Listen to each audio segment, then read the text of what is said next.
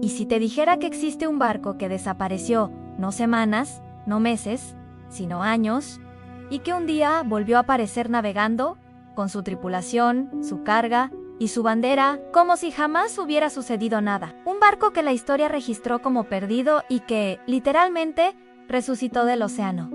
¿Piratas? ¿Secuestro? ¿Una misión secreta? ¿O algo mucho más extraño? Hoy te voy a contar la historia real de Luz Olgali, el barco fantasma que regresó del no tiempo.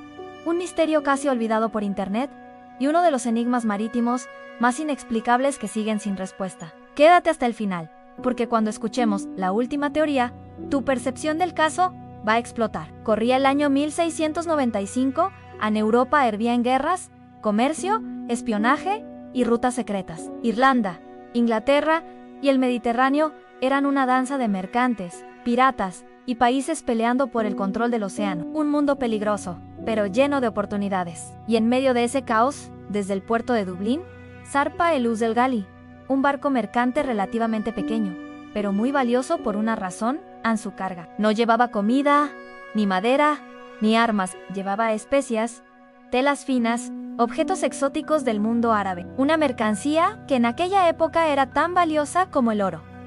A bordo iba una tripulación experimentada, hombres de mar, curtidos, acostumbrados al peligro constante de las aguas, y un capitán respetado, Robert Jeffers. Todo apuntaba a un viaje normal, un trayecto comercial más, como tantos otros: dejar Dublín, comerciar en el Mediterráneo y regresar a casa con las bodegas llenas y los bolsillos pesados. Pero aquí, en esa aparente normalidad, es donde empieza lo extraño. El barco se alejó del puerto, su silueta se perdió en el horizonte, y con él se llevó un secreto que duraría años. El Luz Olgali debía volver en unos meses, el tiempo de navegación habitual para su ruta. Pero pasó un mes, luego 2, 5, y nada, ningún mensaje, ningún avistamiento, ningún rumor en los puertos lejanos. En aquella época, un silencio así, tan profundo y prolongado, significa basoro. Enue cosa. Todos están muertos, el mar no perdona, y las noticias, buenas o malas, siempre acaban llegando. Pero de Luz Olgali solo había silencio, un vacío absoluto. Entonces, meses después, llega una noticia inquietante, algo que no encaja. Algunos barcos juraron haber visto a Luz Olgali a lo lejos, navegando, pero cada vez que intentaban acercarse, el barco parecía desvanecerse o cambiar de rumbo bruscamente, como si no quisiera ser visto.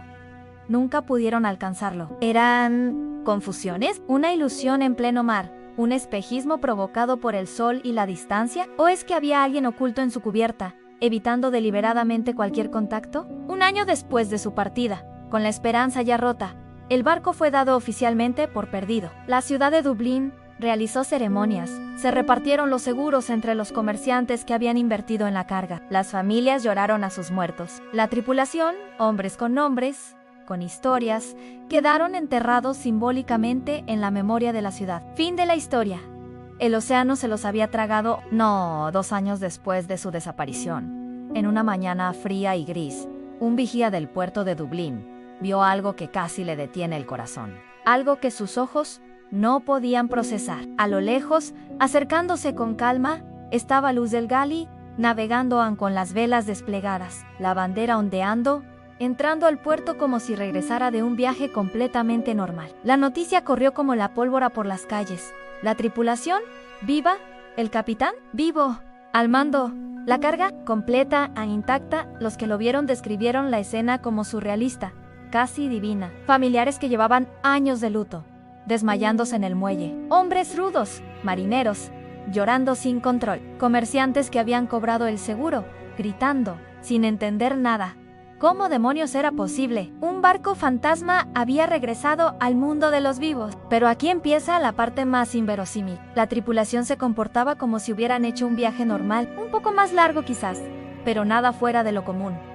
Hablaban de meses, no de años. Cuando la gente en el puerto les dijo cuánto tiempo habían estado desaparecidos, muchos pensaron que era una broma pesada, otros se asustaron. Algunos incluso se enfadaron, creyendo que se burlaban de ellos. El capitán, Robert Jeffers, juró y perjuró: nunca nos perdimos, nunca estuvimos secuestrados, nunca dejamos de navegar. Su versión era firme.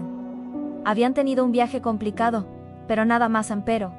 Entonces, si no estuvieron perdidos, ni secuestrados, ni a la deriva, ¿dónde estuvieron durante 2 años? ¿Qué ocurrió en ese tiempo perdido? Aquí es donde la historia se oscurece, donde los hechos se mezclan con las sospechas. Hay 3 teorías oficiales, las que se discutieron en su momento, y otras que la historia trató de enterrar. La primera teoría, la más obvia en secuestro, por piratas. En aquella época, los piratas berberiscos eran el terror del Mediterráneo.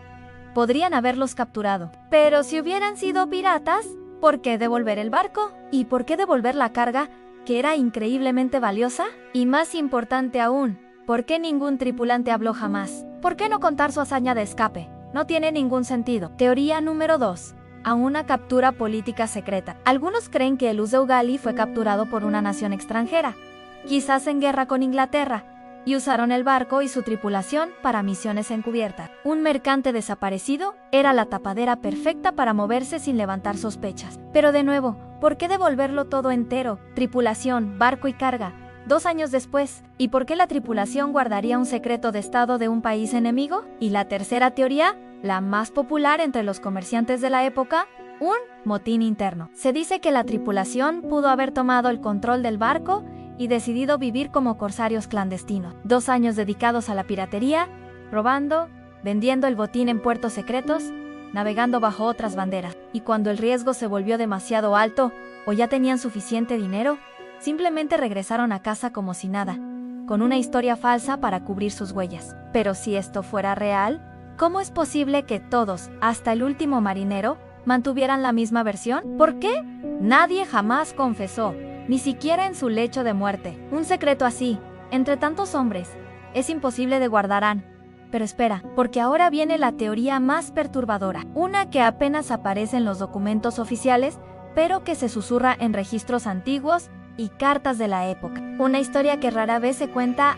¿Hubo otro barco igual? Registros de puertos del Mediterráneo mencionan un mercante idéntico al Uzel Gali, con la misma estructura y aparejos, navegando por la zona unos meses después de su desaparición. ¿Podría un barco gemelo, construido en secreto, haber sido usado para encubrir operaciones ilegales mientras el Uzel Gali original estaba oculto? ¿O la tripulación del Uzel Gali realmente abandonó su barco y trabajó en un barco clandestino gemelo, financiado por comerciantes poderosos de Dublín, mientras el barco desaparecido les daba la coartada perfecta para sus negocios turbios? Esta teoría lo explicaría todo. Han la carga intacta, la tripulación viva, el silencio absoluto. No estaban perdidos, estaban trabajando en otro lado. La pregunta es, ¿quién tenía tanto poder y tanto dinero para fabricar en secreto un barco gemelo? ¿Un país? ¿Una sociedad secreta de comerciantes? ¿Un cartel de piratería?